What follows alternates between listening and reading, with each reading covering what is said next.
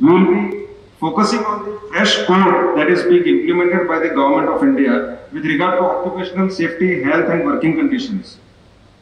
The code was basically drafted in 2019 and came in and was published in the official gazette in September 2020. The code is basically made from 13 acts are merged in this code, and the sections of those 13 acts, that are 622, are reduced to 143. And the definitions in the codes are basically taken from the various acts and are enhanced, covering those aspects of the labels which were not covered in the previous acts. As we can see, the definition of senior workers and journalists is enhanced, covering other aspects. The pertinent issue in this is whenever any hazard happens in the industry, such as death or major injury, the grandparents who are dependent on the worker are also covered in the area which were not previously covered. The code envisages the various factors, not only about the hazards but about the facilities that are to be provided to the workers apart from the occupational hazards. That we can see is about the proper ventilation, crèche centers, drinking facilities, canteen, restroom, first aid. And first aid training is to be also imparted to the workers, those who are working in our establishment.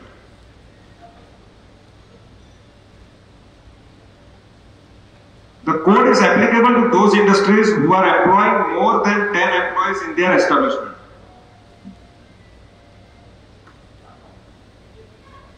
It shall not be applicable to where apprentices are employed.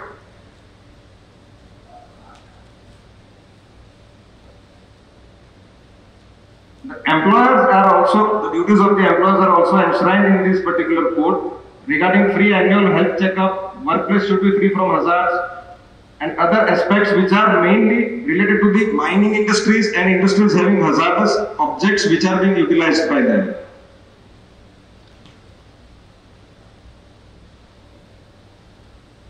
The employer shall inform to the concerned authorities regarding the hazard within a stipulated time frame whenever it occurs. Right. There are consultants and employees who are also into sectors of establishments, and the duties and their rights are also enshrined. The employers are obligated to provide the safety equipment to the employees, and employees are obligated to utilize them while they are functioning in the particular area. The central government and the state government can also frame advisory boards for conducting the research in the areas of hazards and the industries where such hazardous incidents can happen.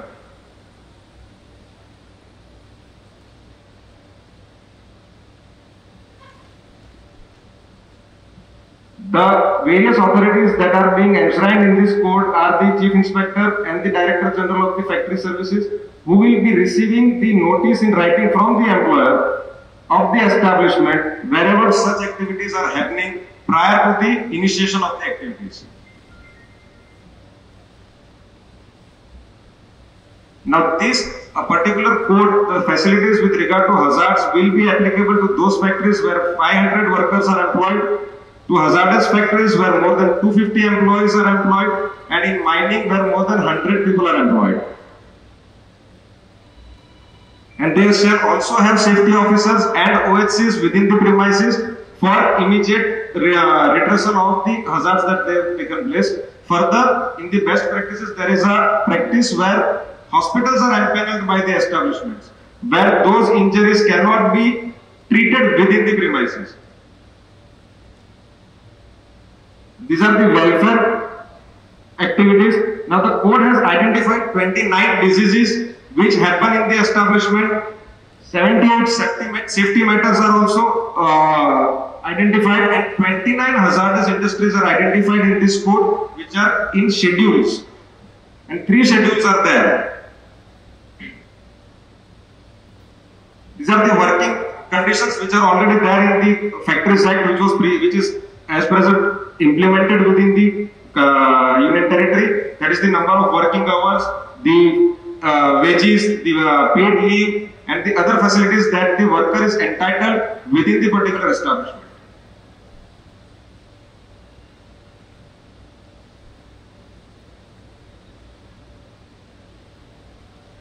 The worker, whenever the worker is employed in the overtime, that is the minimum wages portion, which is also been absorbed in this particular code, which we are all well aware about.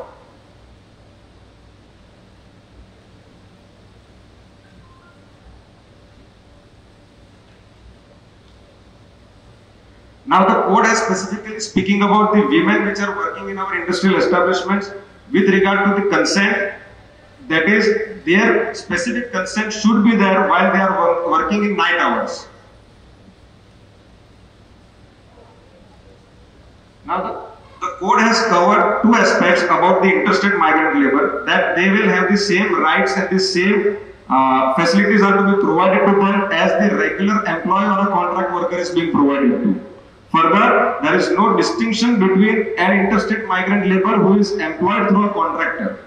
The establishment, if they are directly employing them, they are also to be considered at par with other employees.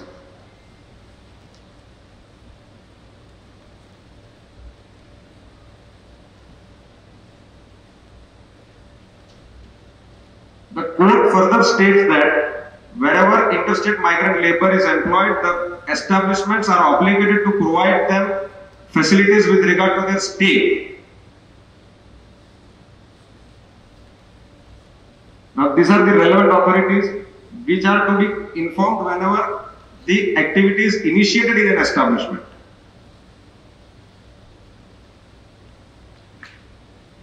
Now there is a process of third-party certification for the establishments which is also identified, and the third-party certification can take the establishments can certify their activities through a third party. But they are to be the state government and the central government will identify those parties. These are the penal provisions with regard to hazards in the establishments if the particular code is not complied with.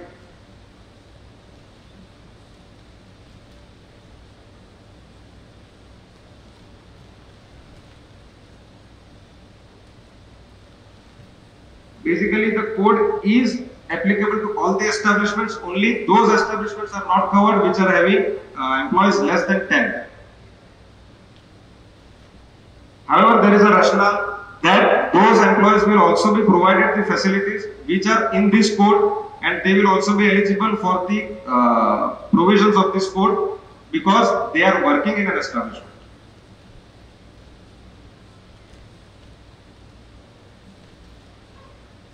So I conclude, basically it is all about the rights within the hazardous industries.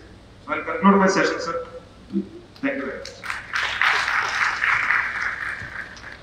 Annual health checkup hoga. Is there a way to prevent these checkup reports to be directly sent to the employees and not to the management, wherein these reports get leaked to other people also? And can you more elaborate about what? So elaborate would be, is there a platform wherein to be provided to the companies wherein the medical practitioner can straight away upload the report, and those reports can be straight away given to the employees without the report, because it is health report, right? So employees would not want their reports to be going public. Just that. That is a practice that the establishment can take up itself within the premises, because three parties are involved. So basically that is what you are asking about, the patient and doctor privilege information. What you are saying is that is basically your concept. That is, it is a privileged information. So that is already obligated on the medical practitioner. But when the medical practitioner is giving to the company, then it is company owners to protect that. That is the company's owners. That's correct. Whether the code provides for it or not, that will be seen. That has to be looked into. That has to be looked into, and those provisions can be taken up in the rules that will be drafted. In case any such issues are there in the code, then it can always be amended through public representation and further deliberative process, as it does happen with all the acts and codes. Sir, one more question if you don't mind. How do you define health in the new code, sir? See, the definitions are already enumerated by the government. So we cannot say anything beyond what is already defined. And so far as the interpretation process is concerned, the judiciary is well efficient to interpret the sections as well as the definitions. Agreed, sir. So, in any case, whenever such definition will be sought, the judiciary will be more competent to define those aspects. Okay. Thank you.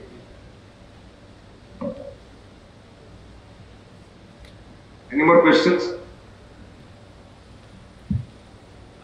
First of all, thank you so much, sir. It's a very crisp and very clear information you have given. Thank you so much for your session, and it was much needed in the right time.